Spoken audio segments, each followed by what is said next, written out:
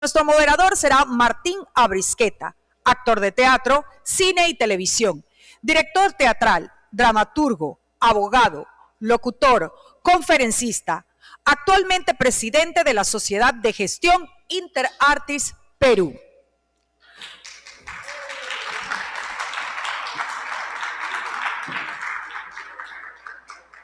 Para conversar sobre el tema mecanismos para garantizar a los artistas la protección dispensada por el Tratado de Beijing, nos acompaña José María Montes. Es un consultor de reconocido prestigio a nivel internacional en el ámbito del derecho de autor y la gestión colectiva.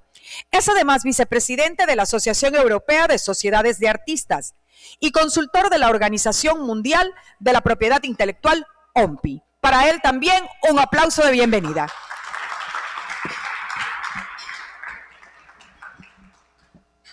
Buenas. Okay.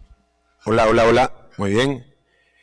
Ante todo, quiero dar las gracias a los organizadores de aquí de Panamá, que sé que están en una semana patria, ¿no? Es feriado, y vine al tema, precisamente, esto que sea un feriado después de 200 años que alcanzaron ustedes su independencia, ¿no?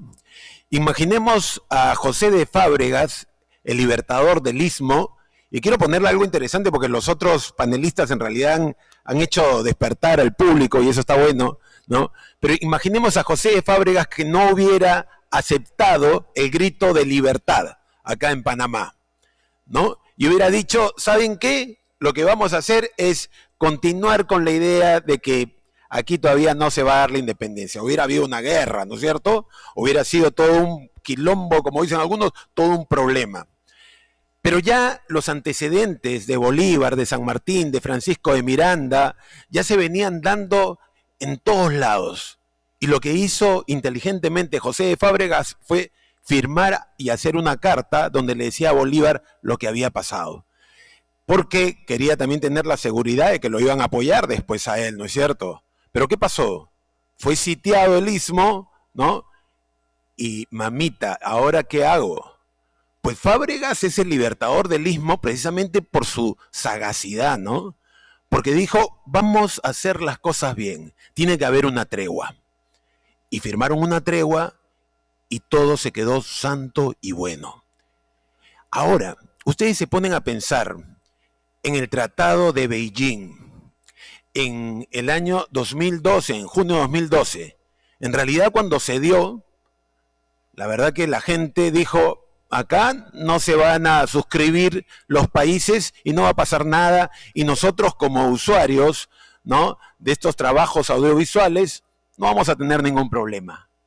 Pero pasaron 8 años y esto se entró en vigencia, ¿no? En el 2020, en abril del 2020, el Tratado de Beijing entró en vigencia.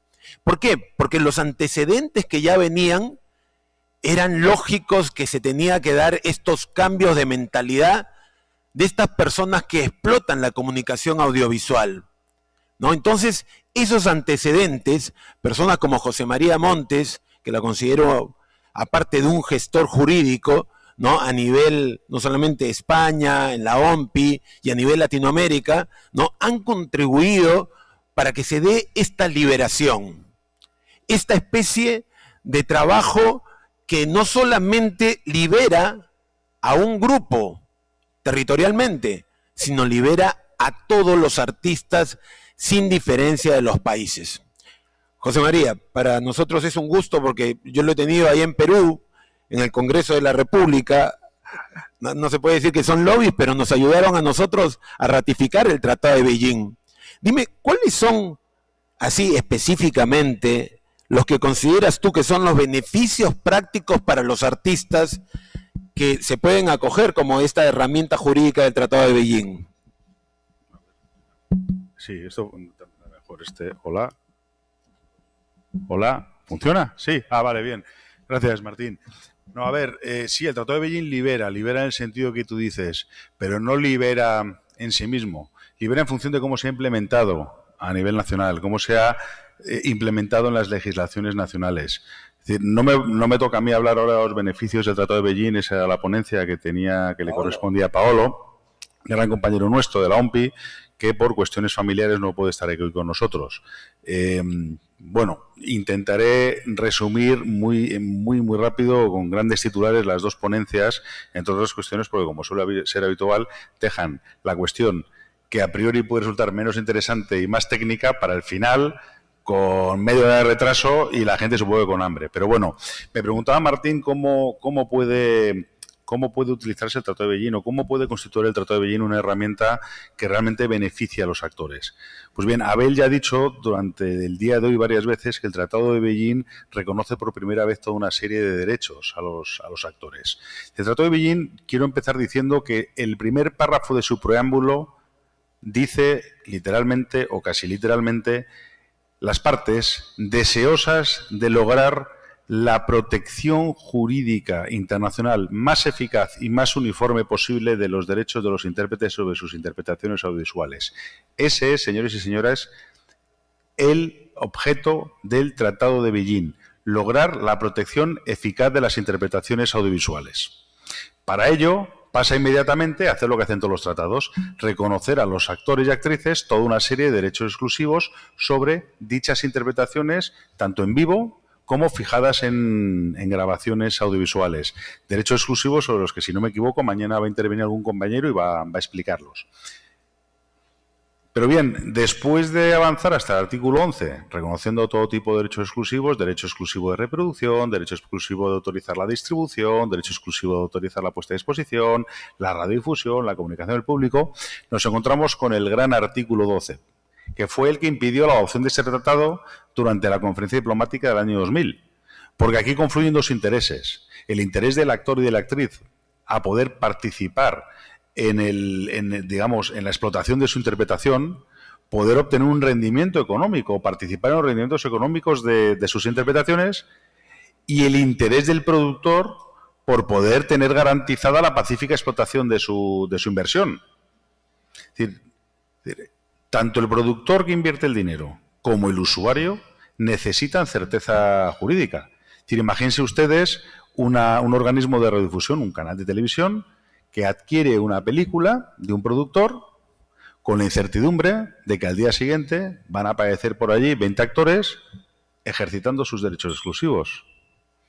Luego, esto es una cuestión fundamental que tenemos que entender todos. El derecho exclusivo está muy bien, es la base del derecho de autor, pero en el caso de la industria audiovisual, ese derecho exclusivo siempre tiene que consolidarse en la cabeza del productor.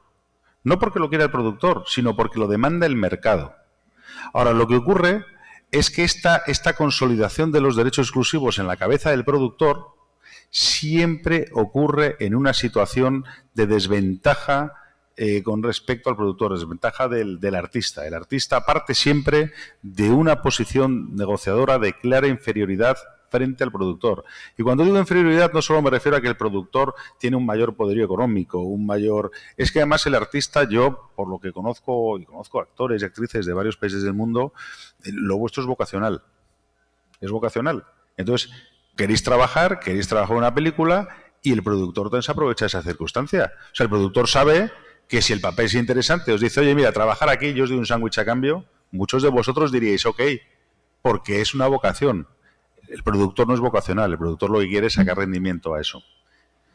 Bien, pues esta cesión que siempre, o esta consolidación que siempre va a suceder, hay que hacerla de tal manera que se salvaguarden los intereses de los artistas. ¿De qué sirve, y vuelvo al preámbulo del Tratado de Beijing, buscar la protección más eficaz y uniforme posible de los derechos de los artistas si llegamos al artículo 12 y nos encontramos con que los Estados miembros son libres de poder articular mecanismos, ya sea una presunción de cesión, que es lo que ocurre en la mayor parte de los países del entorno continental latinoamericano? Pueden incluso articular un sistema de titularidad inicial a favor del productor, que es lo que ocurre, por ejemplo, en los Estados Unidos y otros sistemas de corte anglosajón, o incluso una tercera fórmula, que es, muy bien, el artista es el titular de los derechos, pero la habilitación para el ejercicio de estos derechos recae en el productor. Todas estas fórmulas son o se titulan cesión de derechos. Esto fue lo que impidió, insisto, lograr el consenso necesario en el año 2000 para concluir el Tratado de Beijing.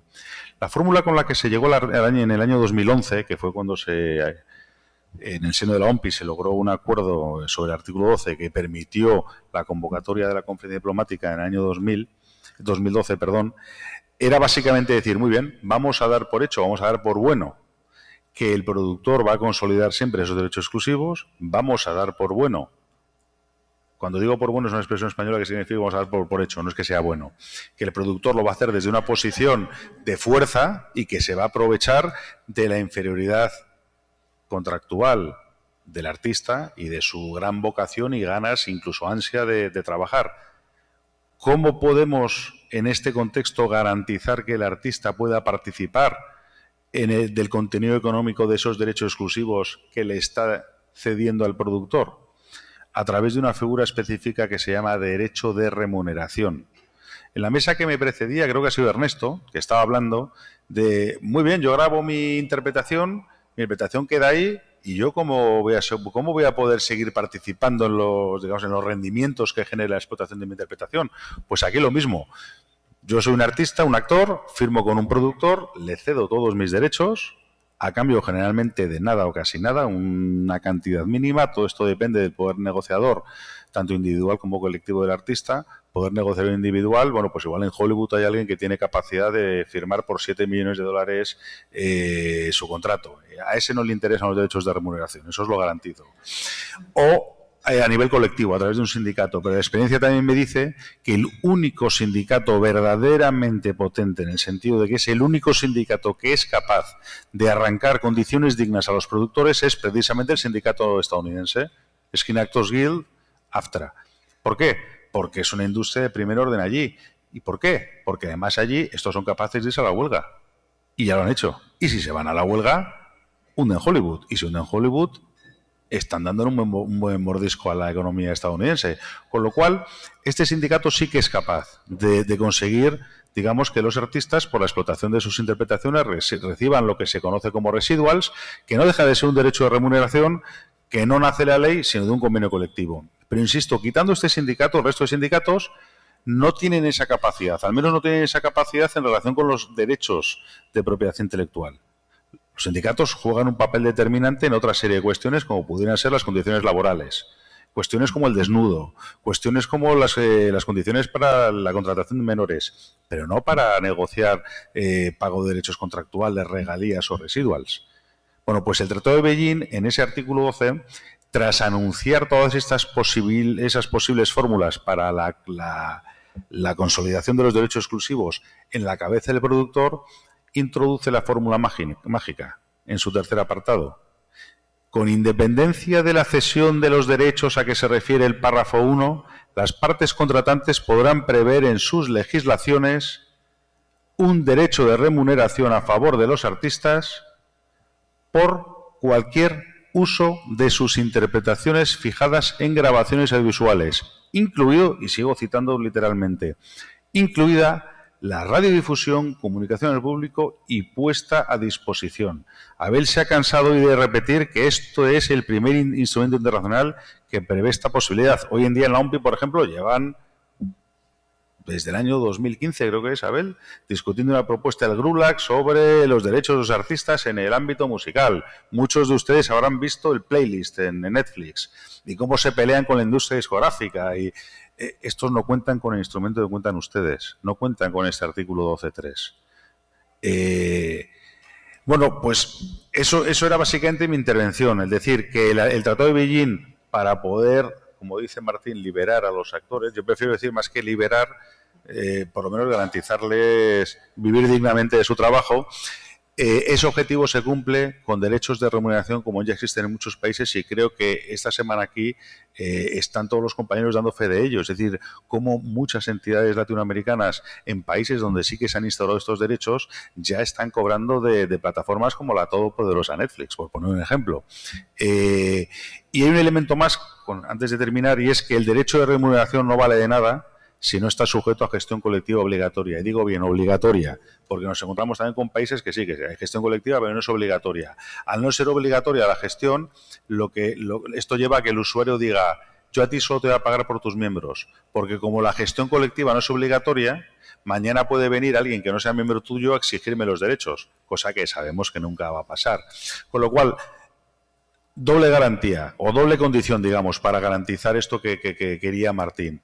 Derechos de remuneración previstos en el Tratado de Beijing y gestión colectiva obligatoria. No hay un artículo del Tratado de Beijing que hable sobre gestión colectiva obligatoria, pero sí que es cierto que el artículo 11, cuando habla del derecho de radiodifusión, habla de que los Estados miembros podrán declarar cuál es el mecanismo para el ejercicio de un derecho de remuneración. Si nos vamos a las actas de la Conferencia Diplomática del 2000, que fue cuando esto fue acordado, se cita expresamente la gestión colectiva obligatoria. Bien, ¿no? Es decir, es que no sé, porque... No, yo creo que es totalmente claro. Dime una cosa, ¿qué pasa con las personas jurídicas que se dedican a esto? Por ejemplo, las plataformas, ¿vienen a ser los enemigos de los artistas porque no pagan o se podrían convertir en aliados estratégicos porque entienden también este derecho que propugna el Tratado de Beijing? O sea, mañana más tarde, HBO, Disney o el mismo Netflix, ¿no? Dicen, oye, ¿sabes una cosa? Este es un derecho que en realidad tenemos que reconocerlo. ¿Pero por qué? Porque si no, estamos matando a la gallina de los huevos de oro, que son los artistas, ¿no? Entonces hay que tratarlos bien, ¿no? Para que ellos sigan siendo los creadores de siempre. Sí, no, tienes mucha razón. Lo que pasa es que aquí se produce una paradoja. Y igual ahora me sacáis a palos de aquí, pero a mí la experiencia, otra cosa que me dice es que curiosamente son los usuarios / productores estadounidenses los que mejor tienen entendido este concepto. Es decir, cuando alguien negocia con HBO, que no deja de ser Warner, o con Disney, o con Netflix, estos están muy dispuestos a pagar a sus actores, porque saben que es su principal activo. Van a poner determinadas condiciones, van a decir, oye, mira, es que los actores en títulos que he producido yo, mejor no le pago un derecho de remuneración porque ya le estoy pagando los residuales que he comentado antes. Eso es lógico.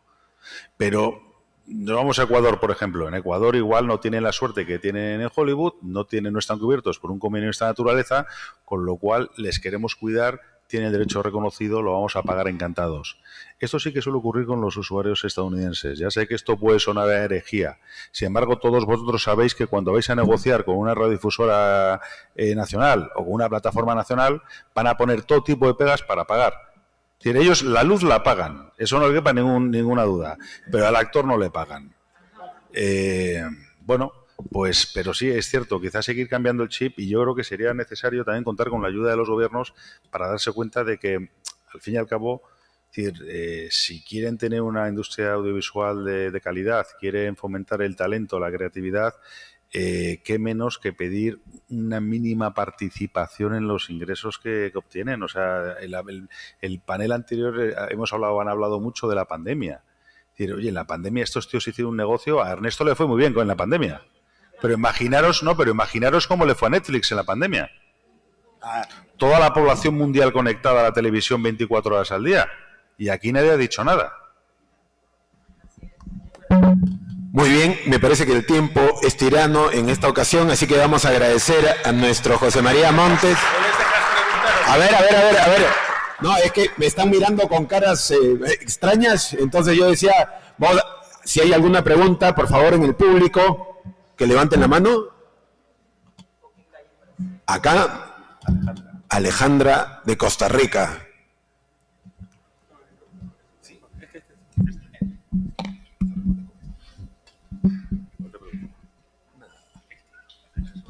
Bueno, gracias compañeros. Más que nada es como comentar y agradecer porque en Costa Rica estamos en un momento idóneo y muy particular, y es que entró a la Asamblea Legislativa la reforma de nuestra ley para añadir el concepto fijaciones audiovisuales. Justamente la reforma 23.089 mezcló el Tratado de Beijing, o sea, involucró el Tratado de Beijing con el Tratado de Marrakech. Y nosotros con Interartis Costa Rica estamos ahora en una misión de lobby político bastante fuerte, porque el político desconoce todos estos temas. Entonces tenemos que trabajar mucho la pedagogía y las palabras sencillas, reunirse con un diputado y hacerle comentarios de derechos exclusivos de derechos, no entiende nada. Entonces, es como agradecer este espacio, también el hecho de que los términos sencillos muchas veces a los artistas les cuesta, porque el actor siempre quiere trabajar, nada más. Como lo dijo Pilar Bardén allá en Madrid, nunca se me va a olvidar, solo queremos que suene el teléfono y que ojalá el guión sea bueno, porque si es malo igual voy a aceptar, ¿verdad? El hecho de que los actores queremos trabajar es fundamental y la misión del actor siempre está en buscar pagar sus recibos, está ocupado en trabajar, no tanto en formarse. Entonces, pedirles a los compañeros de Latin Artists que nos apoyen con este lobby político de convencer a los políticos en Costa Rica, a los diputados, para que manejen esto. Creo que el Tratado de Marrakech ennoblece el proyecto de ley que está ahorita en discusión, pero es más que nada comentarles eso de lo complicado que es para los artistas y para las organizaciones de nuestros países, sobre todo los países que no tienen, como le dije yo a la compañera de Paraguay, que algunos países estamos en la misma carretera de Latin Artists, pero por ahí hay unos Maseratis, unos Lamborghinis, ¿verdad?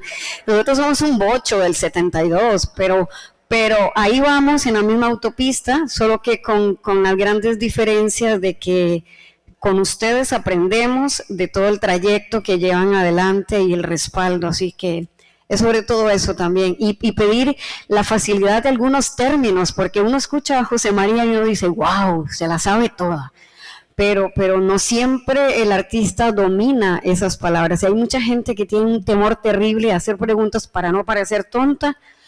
Entonces yo dije, bueno, yo pareceré la más tonta, pero esta vez voy a preguntar más que nunca, así que gracias.